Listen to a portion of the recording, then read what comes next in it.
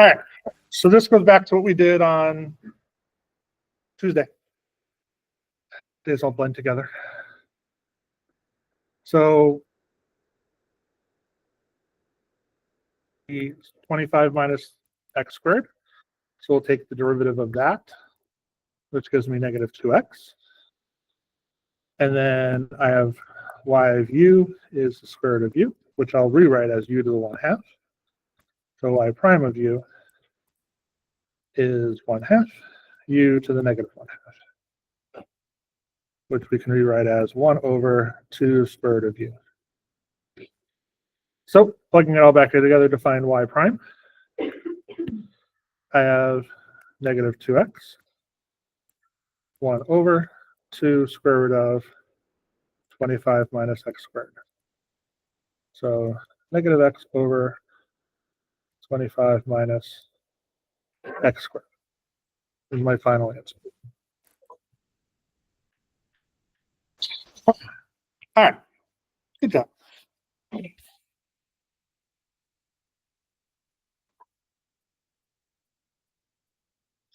Now I want you to rewrite that equation so that there is no radical in it.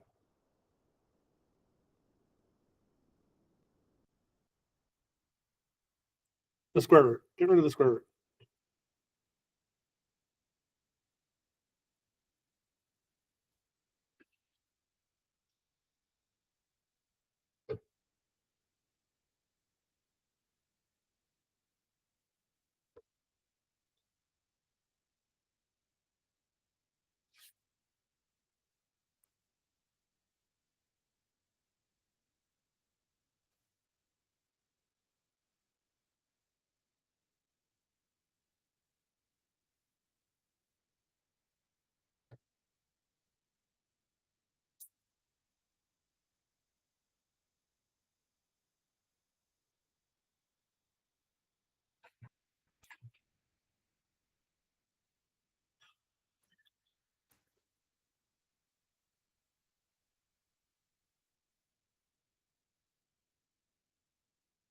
Yeah, take this from this.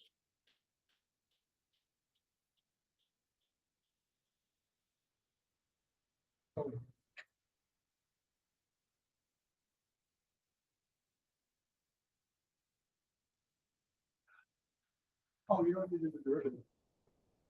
I just want you to rewrite it. This is totally algebra. So get rid of it altogether. Oh, no, not the derivative. That. I'm not taking the derivative. Rewrite that.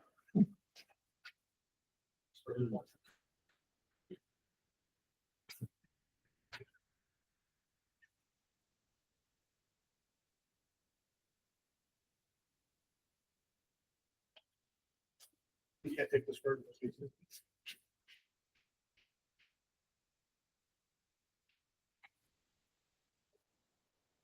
Oh, no. You still do the derivative. I don't want to do the derivative. Yeah, that was this whole, this was just, this That was that. That's what the derivative for.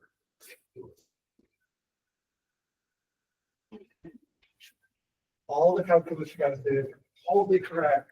So go ahead. Nope, take the square root.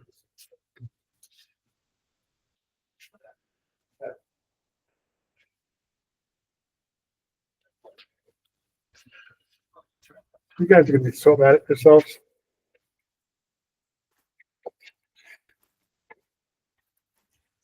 All right. So first off, this is wrong.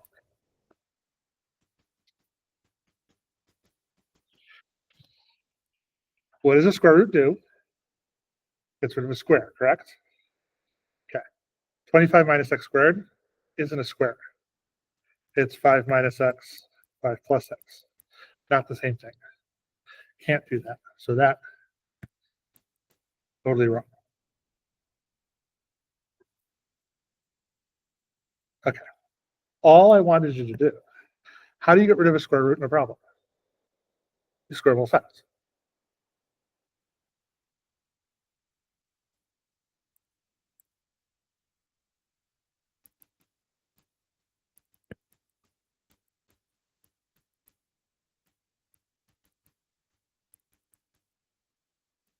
No more square root. That was it. I'm going to move the x over. So I get that. It is, actually, yes. The only difference between that one and the original problem is the original problem I didn't have the plus or minus in there. So normally, if you solve that for y, you'd have got plus or minus the square root of 25 minus x squared, which actually is a very important piece. So I can find the derivative of this. You did that fine. If I had the plus or minus, you would have had to do that twice. The only thing that would have changed is that negative sign out in front. It would have been gone on the other one. So you would have had the top of the circle and the bottom of the circle. However, if we have this, why can't we just take the derivative of that? Aha, there's a y, but there's a way we can do that. So there's something called implicit differentiation. And it's based on the chain rule. So y is typically known as a function, correct? So when we're looking at the chain rule, we would take the derivative of whatever the function is inside, times it by the derivative of if that didn't exist, correct? Okay. So if I have the x squared plus y squared equals 25, and I'm going to do the derivative of that, I'm going to find the derivative of each piece. So what is the derivative of x squared? 2x. Straightforward, simple, right? What's the derivative of y squared? Almost. But this one I wasn't expecting you to say. 2i, y prime. This piece right here, that is the chain rule. Okay, because we typically would multiply it by whatever the derivative of u was, correct? Well, I don't know what y is, so it's y prime. What's the derivative of 25? 0. Now, I want to solve this for y prime. So I can move the 2x over.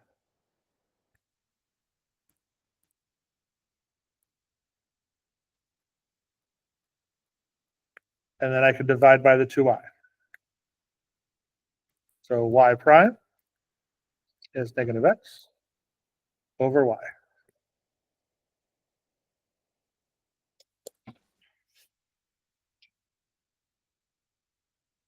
I know it's like, wait, I don't have it solved for y. We didn't want to solve for y anyway. I wanted y prime. So now, not that one yet. So we have two equations. So we have y prime equals negative x over y. And then we had y prime equals negative x over the square root of 25 minus x squared, correct? Okay. And we said that's a circle, right?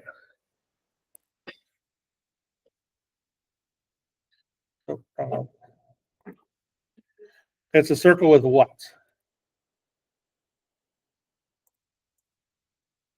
What's the radius of the circle?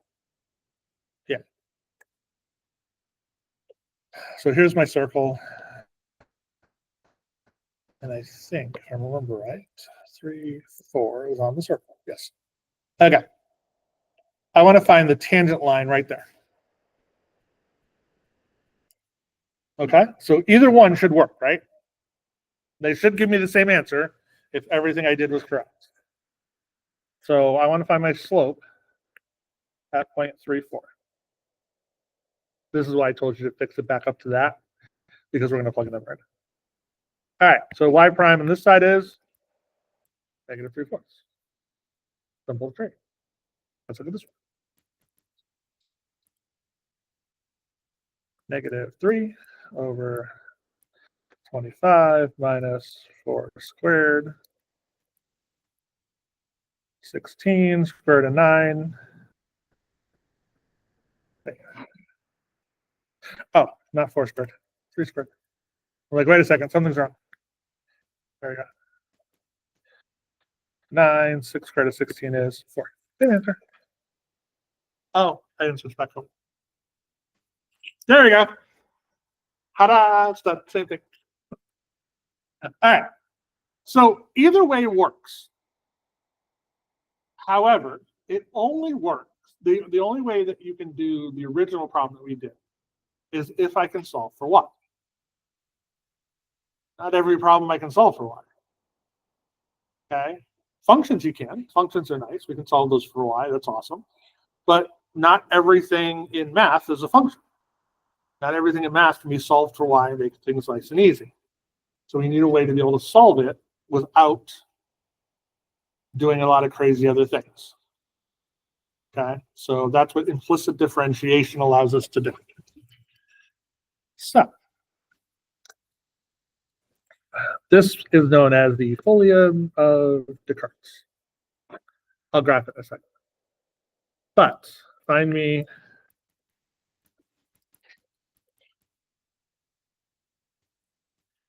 phi prime of that. So take the derivative of that, and I'll graph this and show you what it actually looks like.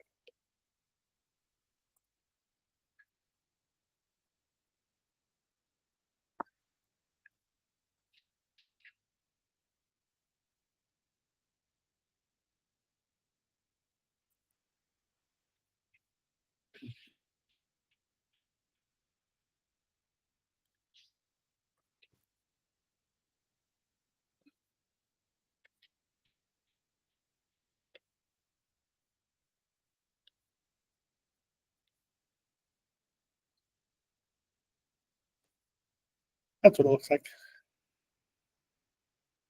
It was a nice little loop-de-loop.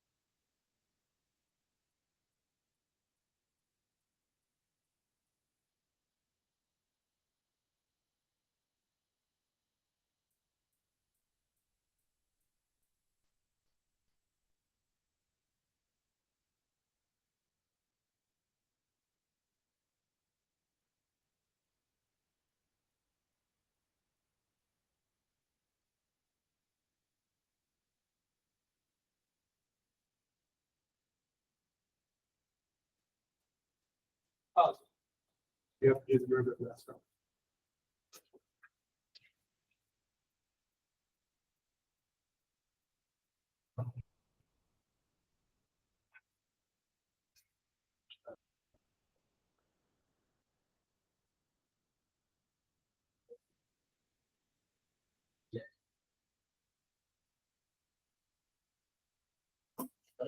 That's not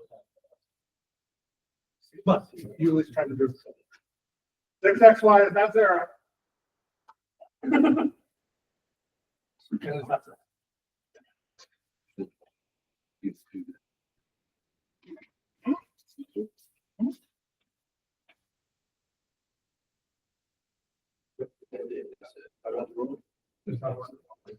Yeah, product rule.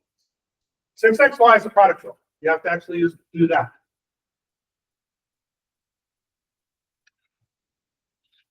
Everybody did the left side correct. And everybody forgot about the right side. The last one became 0 because it was 25. There was no variables on it. That's why it became 0, because the derivative of 25 is 0. The derivative of 6xy is not 0, is not 1, is not 6. So since everybody did this side correct, I'm going to focus on the 6xy for a second, and then we'll write it all out.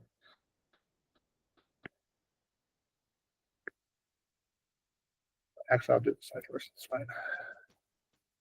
So I've got 3x squared plus 3y squared y prime. That's that side.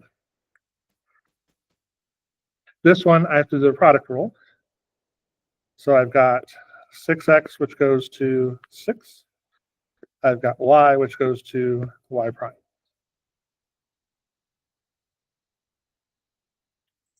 So this becomes f times g plus. So f prime times g, f times g prime. So I have that.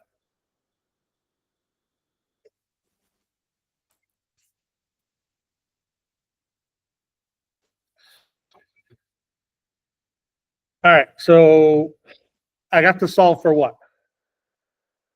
Let's solve for y prime. So that means I need to get my y primes on one side and everything else on the other side. So I'm going to move the y primes over to the left.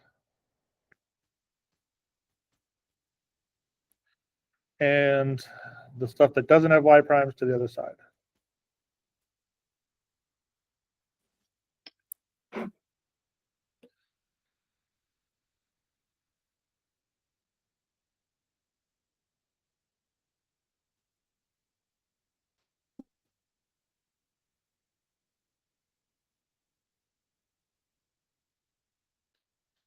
What can I pull out? Notice they both have y prime, right? So let's take that out.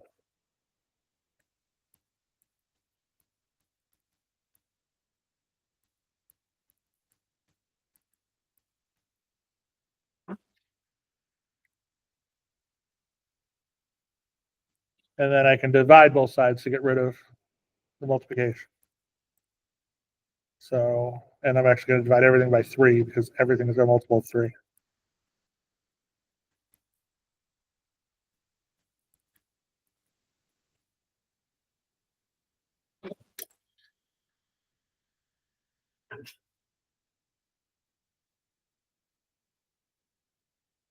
So that's what we get.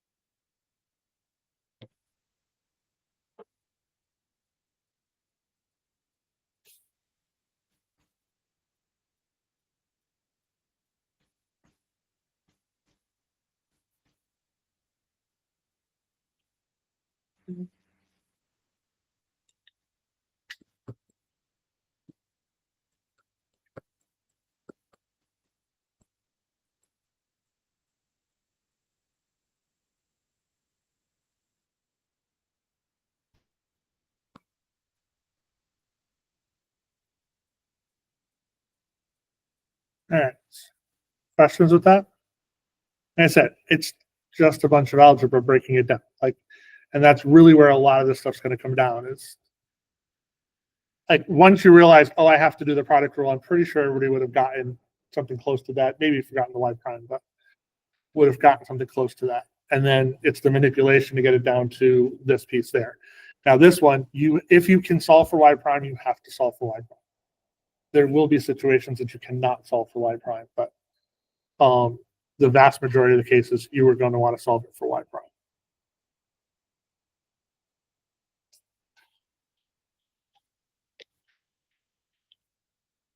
All right, it's your turn.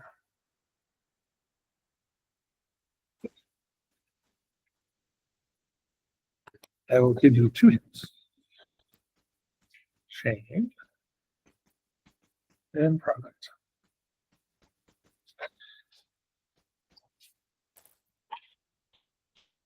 So that the left side you have to do the chain rule, the right side you have to do the product rule.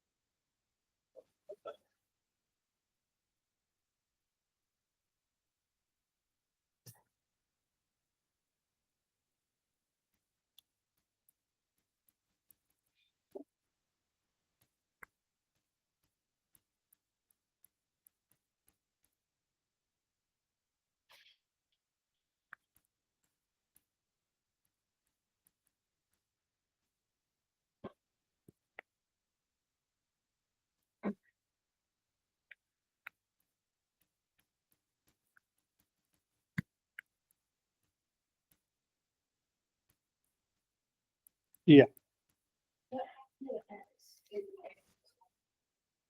What's the derivative of that? Oh, shoot, I forgot the one.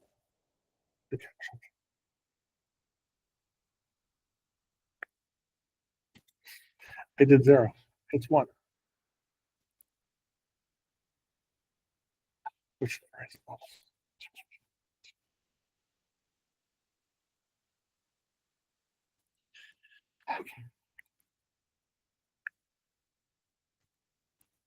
now I have to distribute. Okay, that's better. I have cosine x plus y plus y prime cosine x plus y 2y y prime cosine x.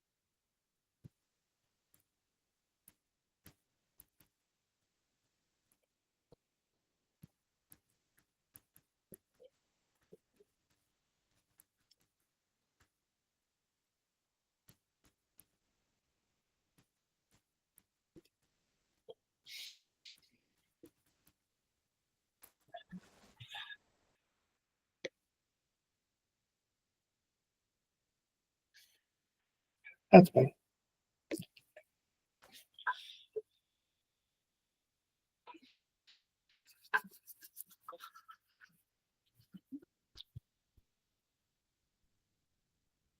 If you're starting to notice, there's a pattern to how you do them.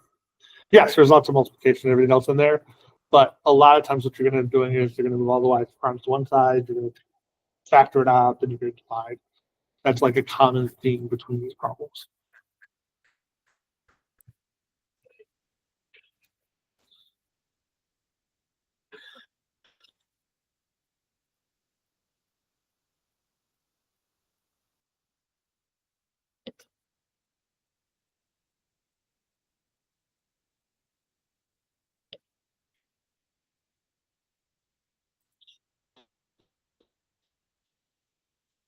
So the biggest question before we move on to the next one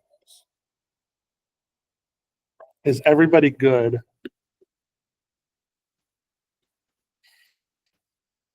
up to that step? Everybody's good to there? Great. Then your problem isn't calculus. At least I'm still right in that regard.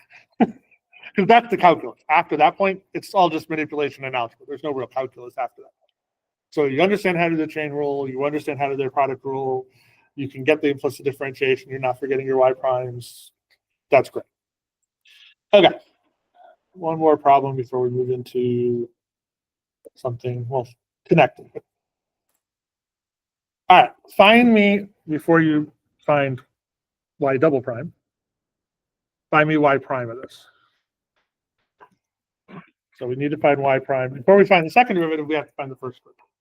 So find me the first derivative. Then I'm going to show you how to find the second derivative.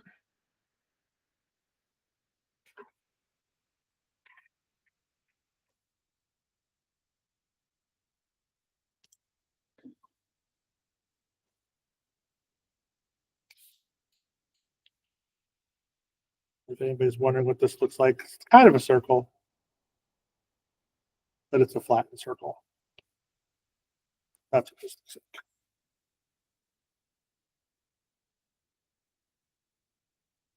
like. It's a circle that's been through some crap.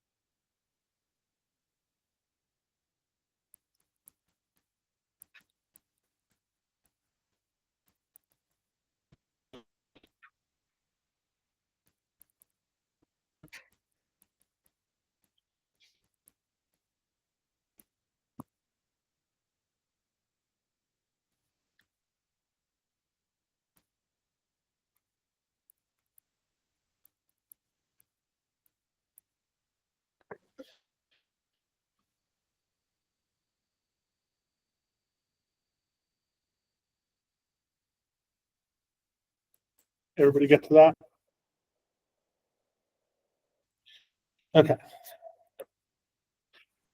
Find me the derivative of that. Do not pull out your y prime.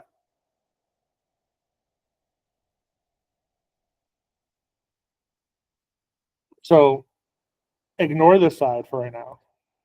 Just find me the derivative of that. There is no equal sign in this one, so you cannot solve for y prime. Okay, so you're going to leave the y prime right where it is. What rule do I have to use to solve this? I have to use the quotient rule, so make sure you use the quotient rule.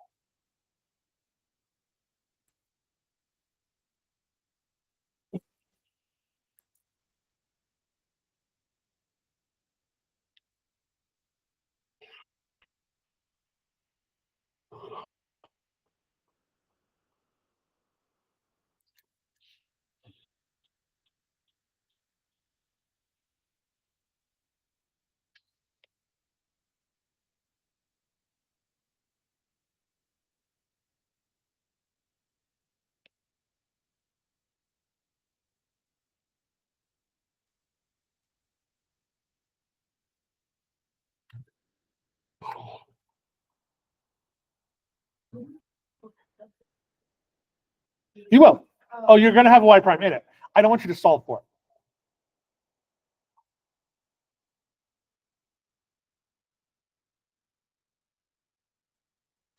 Every problem up to this point, we found it and then we had to solve for y prime. The problem with this one is technically that's gone because that's going to be y double prime. So you don't have an equal sign, so you can't move the y somehow.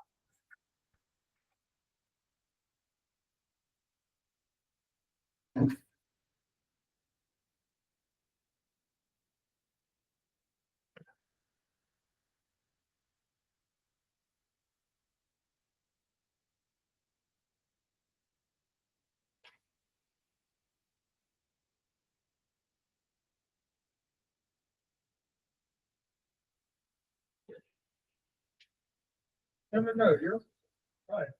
It just doesn't look like.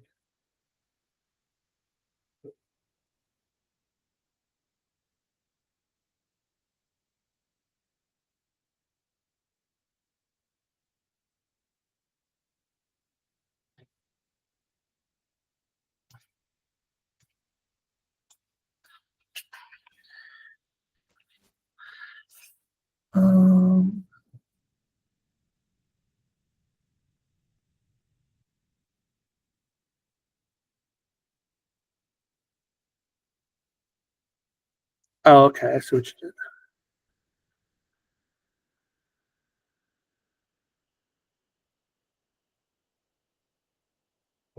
So you have,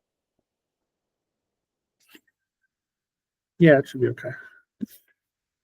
I don't know if it's quite the same, but it's the yeah, sure.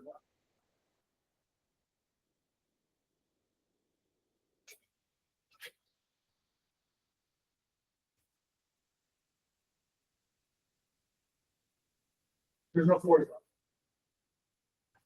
Negative x to the third of y. Quarter of.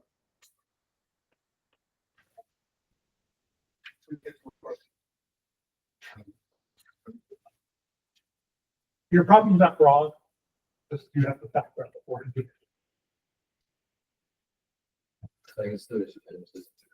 Yeah, you're gonna have to factor in one.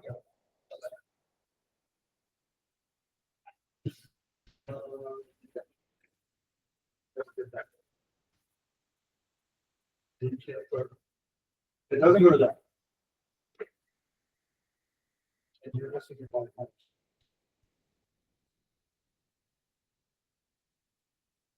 Alright. Well, at least we're talking about that.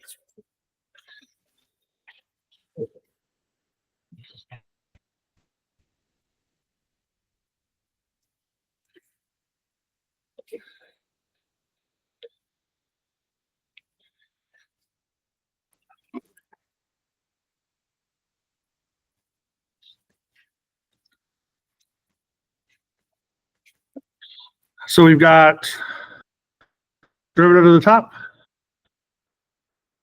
So that negative sign up there is that negative sign, so they just pulled that out of the problem.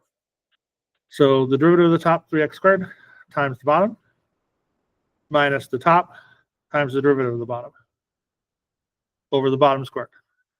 That's the quotient. But we have that there, the y prime. And I can't get rid of it somehow. Well, I can't factor it out or pull it out or anything else. But what's y prime? Right, it's that. So what we're going to do is we replace the y prime with what y prime is.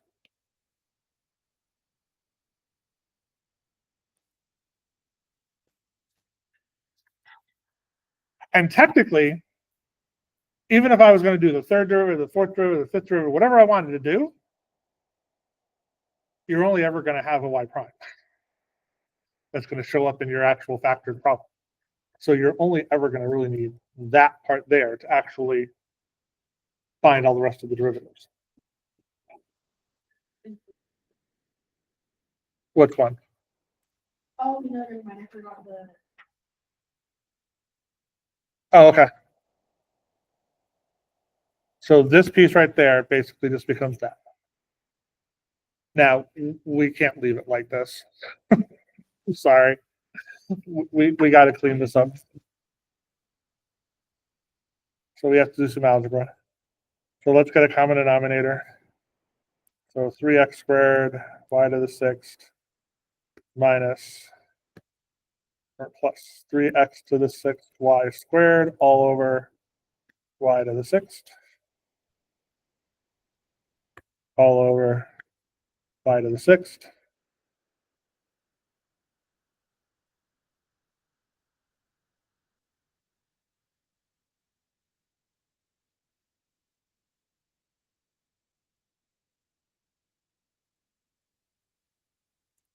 So I get 3x squared, y to the sixth, plus 3x to the sixth, y to the second, over y to the 12th.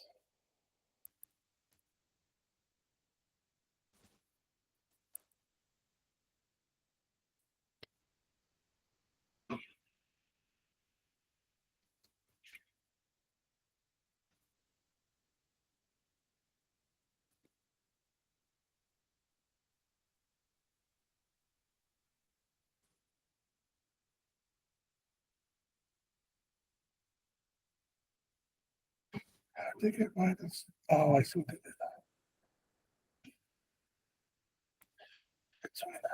Hold on a second. Did I do that wrong? Hold on, this is something. It shouldn't have been y to the sixth. It should have been y to the third. That's third. That was the mistake I made. That's better. And that's y to the ninth. That's better. Okay. Not done yet.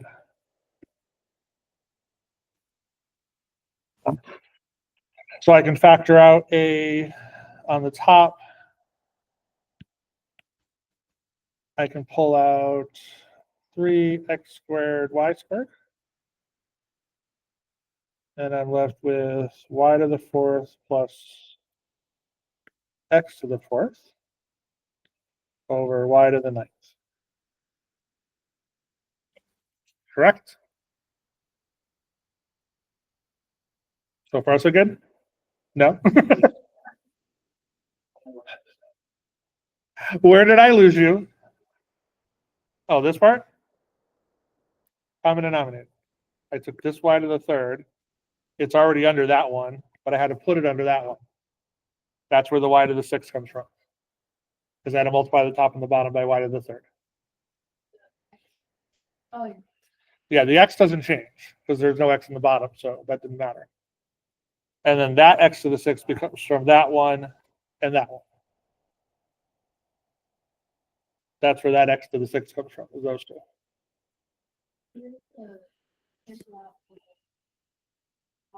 Yes. Yep. Yeah, I'm going to finish simplifying. Yep, that's literally my next step. Actually, there's two things I'm going to do. So yes, we can cancel out that and that becomes a 7. But what's that? And what was it equal to? 16. So this problem becomes y prime equals 3x times 16 over y to the 7th, or 48, sorry, x squared.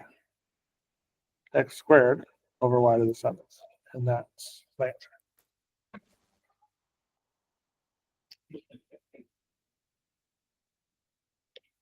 So we already knew what x to the fourth plus y to the fourth is, so we can substitute that back in. It's the same thing. It's still a part of this problem.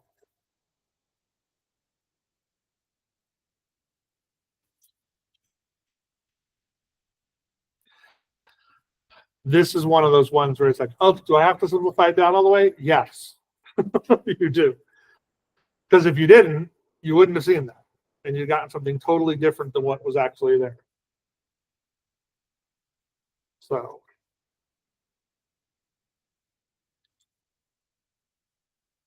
that's the second derivative. A lot of times that y to the fourth x to the fourth is not going to show up. Like that's not always going to show up in the problem at the next step. The one that always does show up is the y primes. So you do need to remember to actually substitute that back in. It's actually the only reason I even did the second derivative is because it's a different thing in implicit differentiation. Because normally when you're finding your first or second derivative, third derivative, it's the same thing. It's no different. But when you're doing implicit, we have that y prime that we have to substitute back for.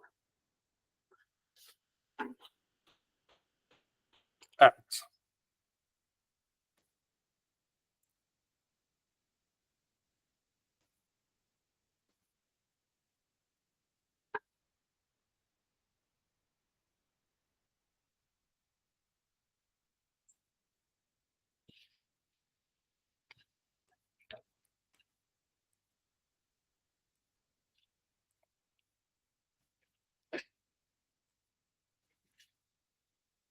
Find me my derivative of this. And you're going to have, actually, if you look back at your notes from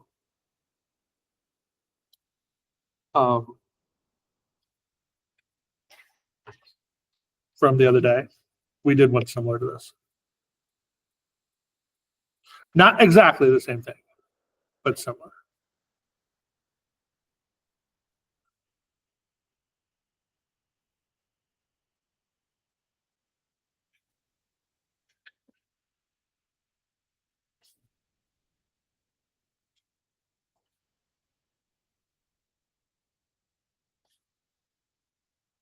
that you can use to solve this one.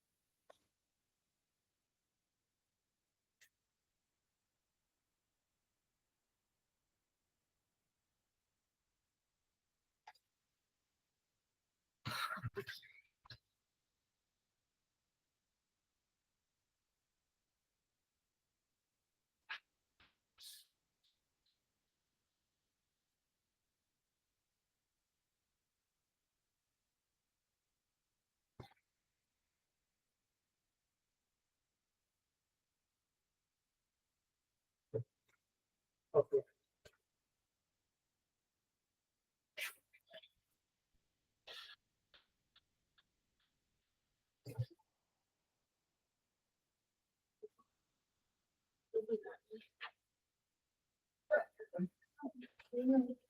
You're locked your one. Yeah. Because you still don't have. Oh. So this is still sideways. So that's called the chain rule that Jeff did. Yeah. Oh, that's so the something whole like that. name is like- Oh, okay. Don't forget your last one. Oh, it's, remember the LN thing we did last time? Oh, then I that is- watched three of those. Okay, that would be where you're missing, that's fine. Try something. No, I did, but then I was like, that's not it. Back in your nose. We wrote it down. We actually did that one together. Huh? Oh, you don't need to do that. No. Use the rule that we came up with the other day for us.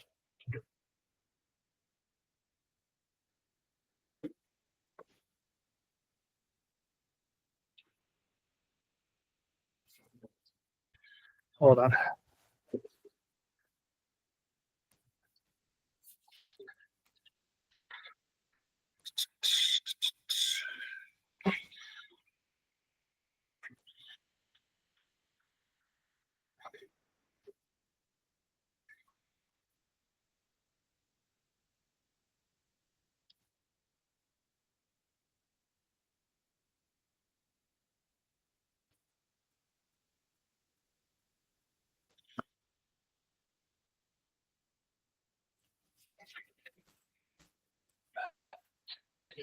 That's the rule you need.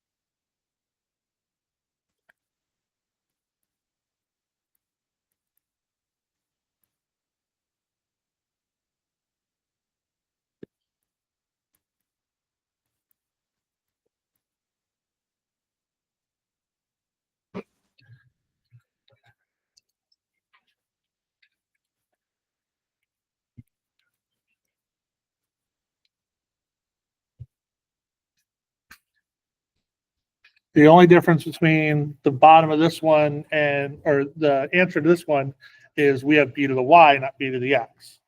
So you have to multiply it by y prime. So we get ln b times b to the y prime equals 1. And then solving for y prime, I get 1 over ln of b to the y. And b to the y is x. So I can replace b to the y with x. So y prime is 1 over x ln of b.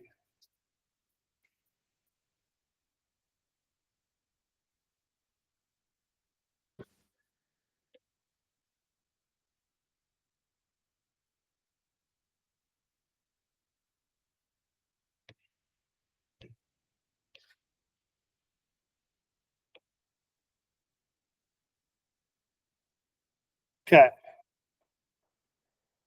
How many of you remember your log rules? Okay. So, first one. I won't torture you, I'll help you. So, remember that an exponential function and a logarithmic function are what? They're inverses of each other, right? So, b to the y equals x, which we just solved for, is actually the same as log base b of x equals y. Those are the same thing. Remember that? Which means that the derivative of log b of x is 1 over x ln of b. So we just found the derivative for a log problem. And that would be any number you want to plug in for b, any base, would just be the ln of that base. So if it was log base 10, for example, if I did log 5 of x, the derivative of that is 1 over x ln of 5.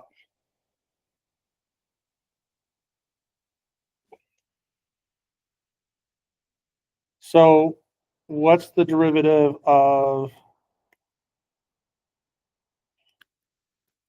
ln of x? Huh? Why? Huh? Other than the fact that I've seen it before.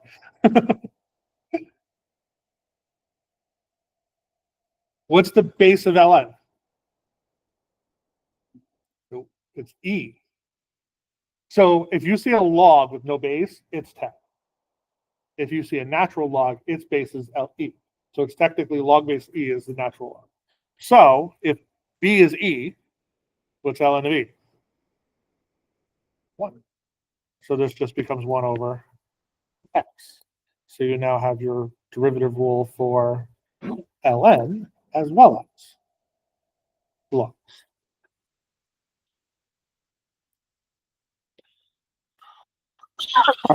Oh.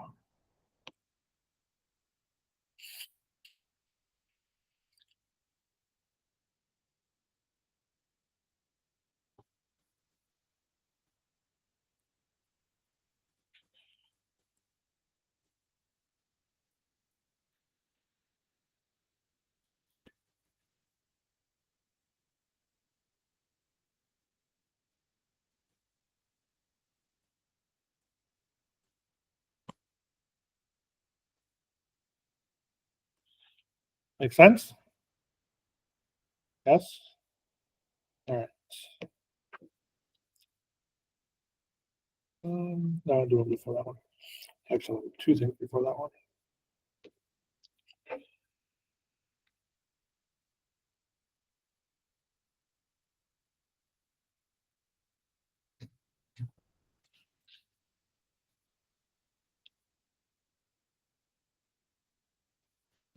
We'll do that one.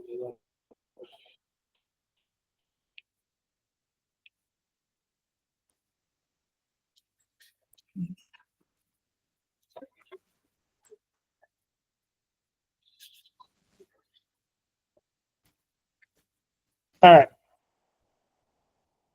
So remember,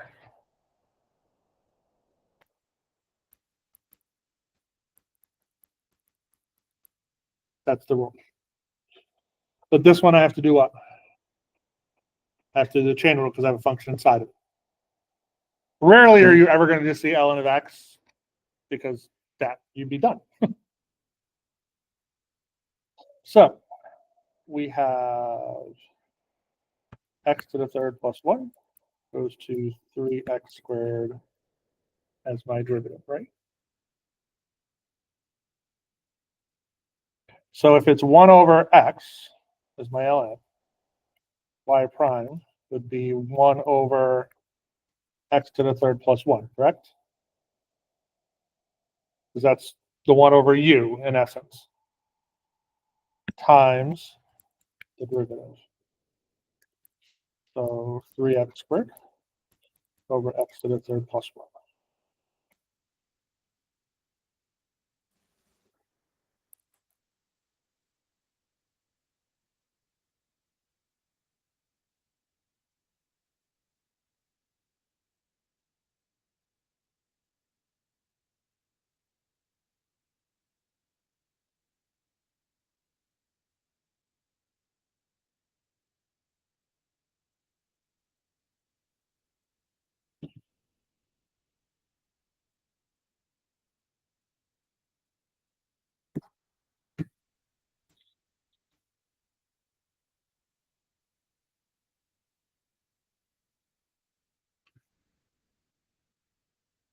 All right, try this one.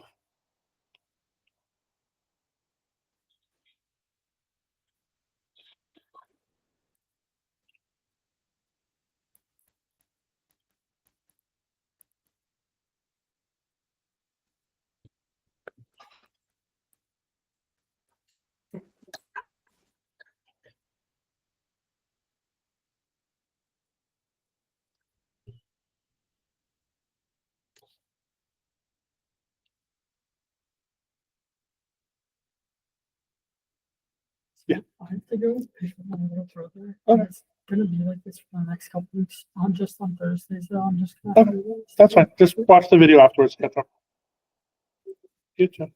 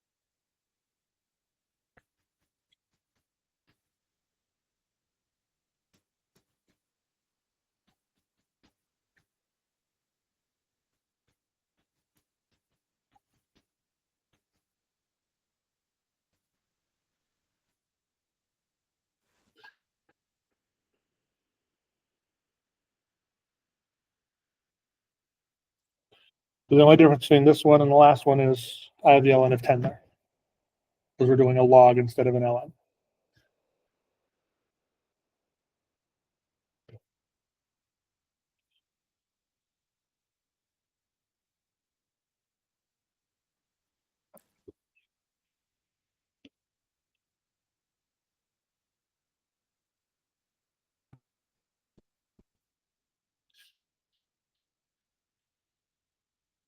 All right, do not try this one yet. You can write it down, but don't do the problem. How would we do this problem? All right, so we have to do the chain rule, and then inside the chain rule, we have to do the quotient rule, right? Okay, so this is what all that looks like.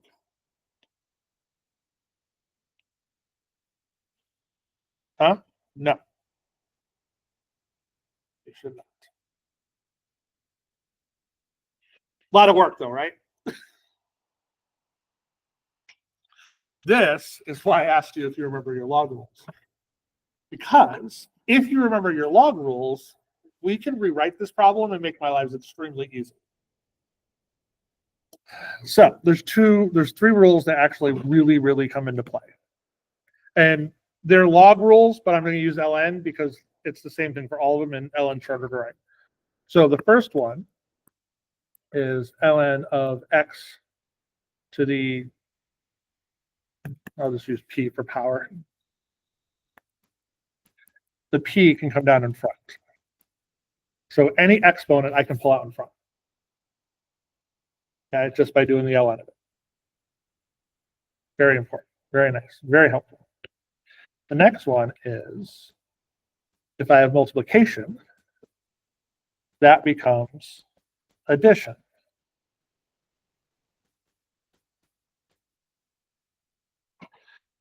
And if I have division, it becomes subtraction.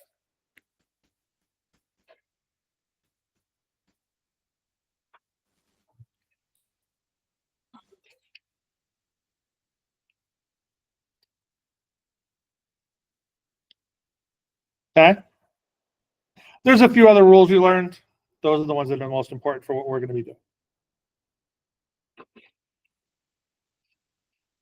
Vaguely remember them in the back of your head somewhere? Okay, let's go back and look at the original problem that we just did for this problem. So let's rewrite this using the ln rules. So the first thing is I have division. I don't like division. Division is horrible in this case because I have to do the quotient rule, and I don't want to do the quotient rule.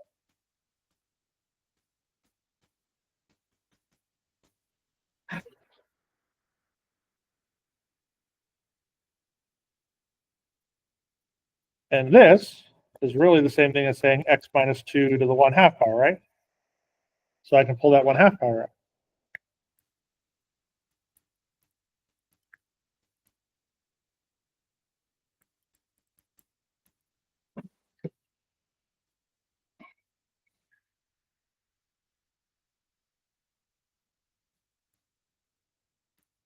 Now let's find the derivative. What's the derivative of ln of x plus 1?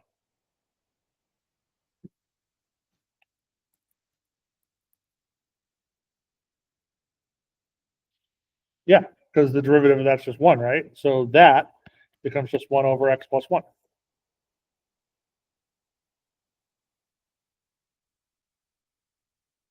Minus 1/2.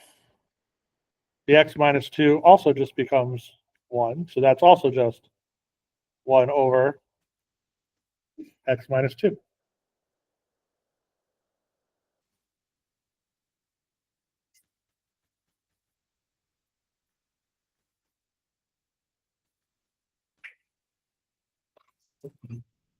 Done.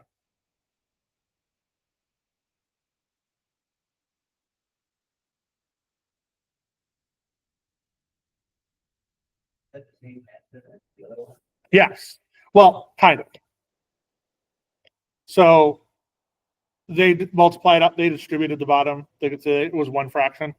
So actually, if I take this one and actually make it 1 fraction, I would have 2x minus 4 minus x plus 1 over x plus 1 times 2x minus 4. So I get x minus 5 over, and they pulled out the 2, so x plus 1, x minus 2. And that was the same answer.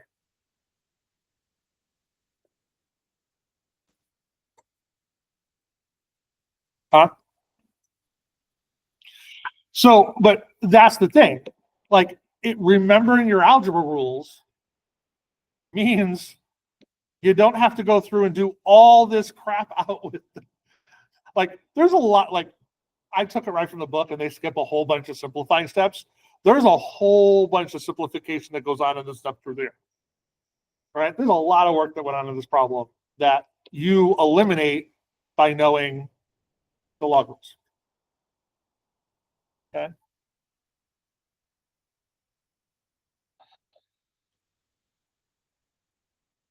All right. So I think I did. Which one did I do next?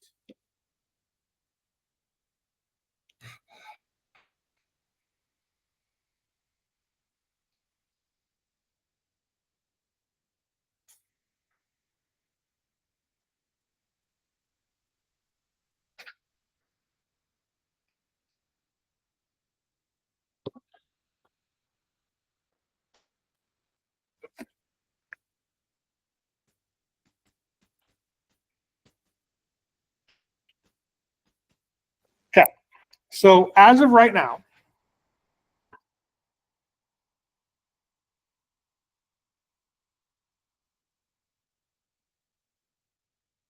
we have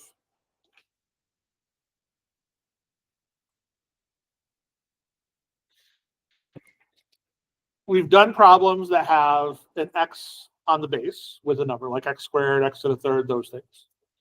We've done ones where it was 2 to the x power like that. We did that last class. But this one's got a x on both. So how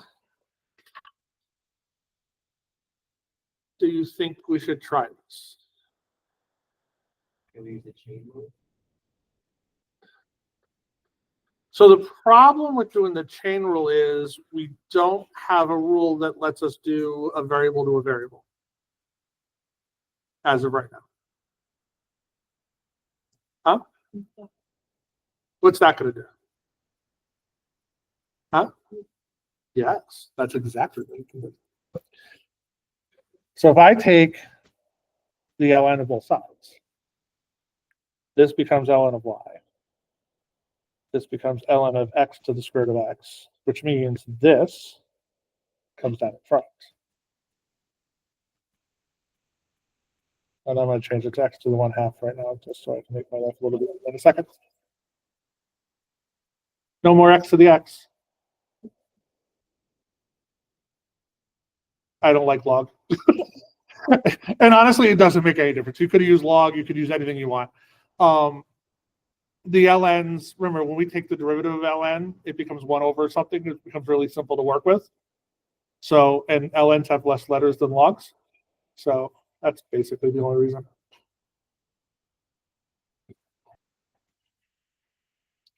All right, what's the derivative of ln of y? Almost. Y prime over y. Because it's 1 over y times y prime. Okay, don't forget the 1 over the y. Actually, I'll write it that way. So 1 over y, y prime. This side we have to do what?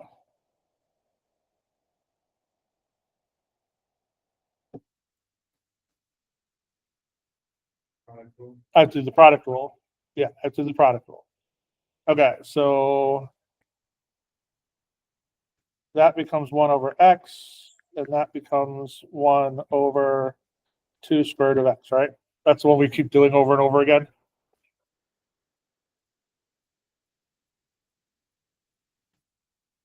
So I've got 1 over the 2 square root of x times ln of x plus square root of x over times 1 over x.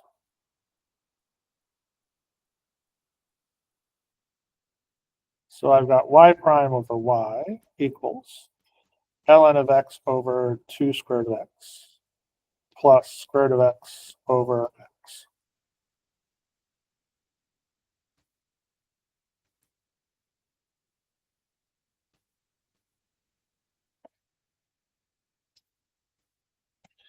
Why do I keep wanting to put the two letters together? All right, everybody with me to there.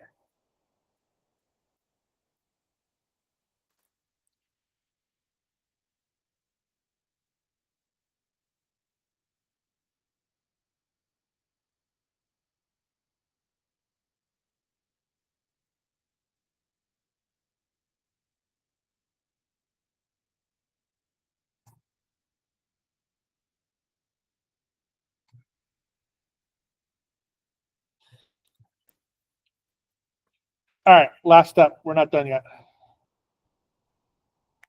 I didn't start off with a y in my original problem, correct? I can't have a y in my final answer. What is y equal? Right, so you have to substitute that back.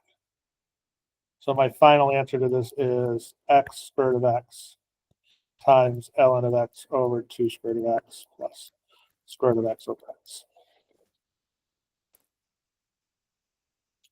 That's my final.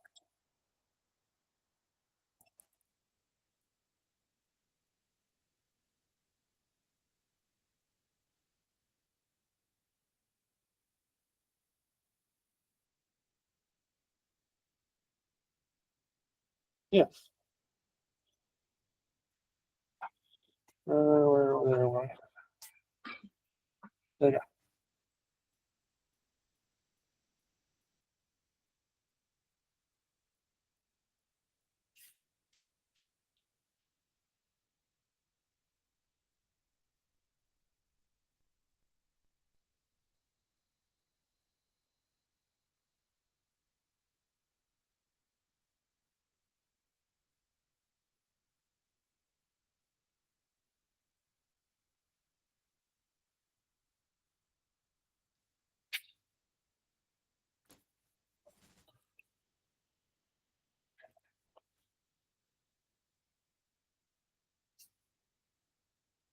Now you remember why I said your issues aren't going to be the calculus. Very little believe it or not, very little calculus in this problem. It's a lot of algebra. All right, just take a picture of these.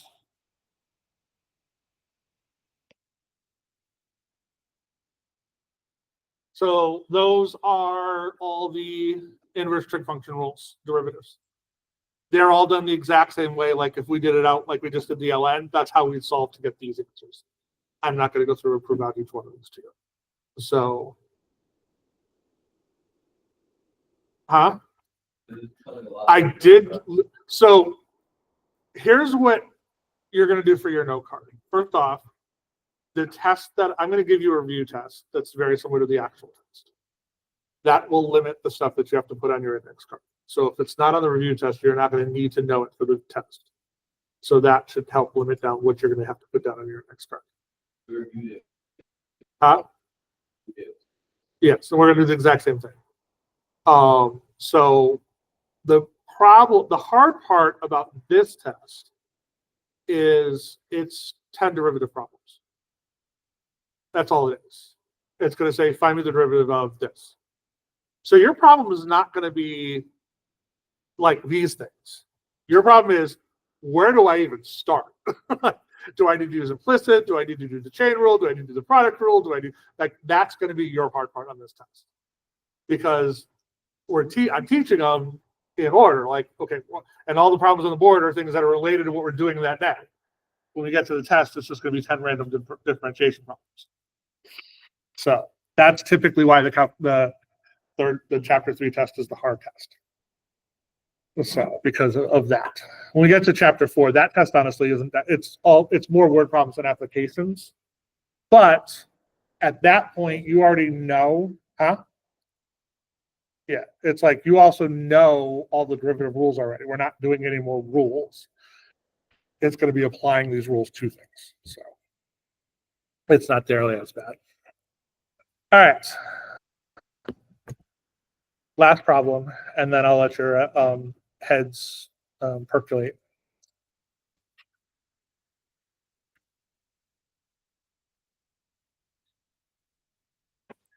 So like, for example, if this was a test question, or if this was on the review, and we were using, this is the rule we're using, on your test, you're probably going to be seeing an arcsecant problem, but it won't be x squared. It'll be like 3x plus 2 or something like that. It'll be something else inside of it. So it's like, okay, I need to have this on my index card because I'm not going to remember it like that. That's basically what it's going to be like.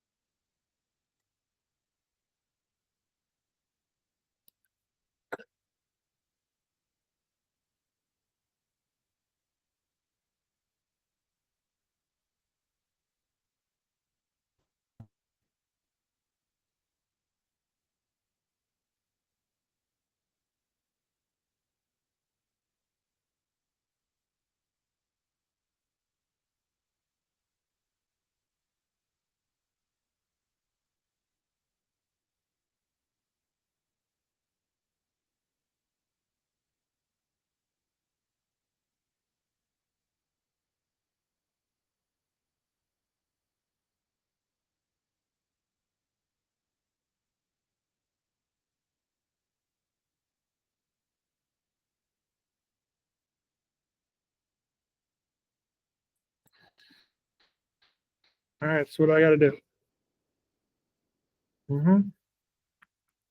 So x squared becomes 2x. And then it's basically just this, but instead of putting x's, I'm going to put the x squared, which becomes the u, which becomes x squared. So that becomes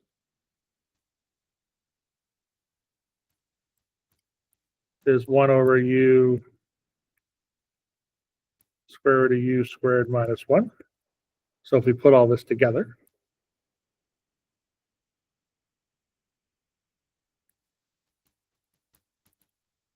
two x I can just write on top because it's going to be times the 1. X squared, x to the 4th minus 1.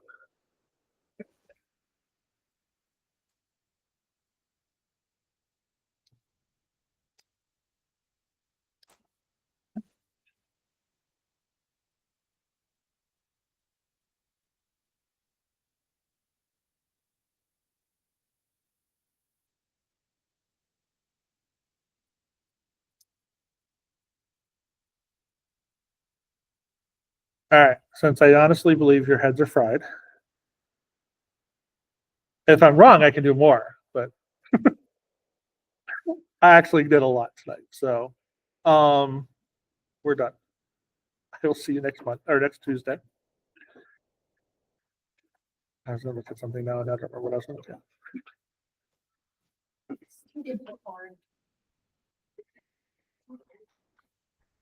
It's You saw that. I know.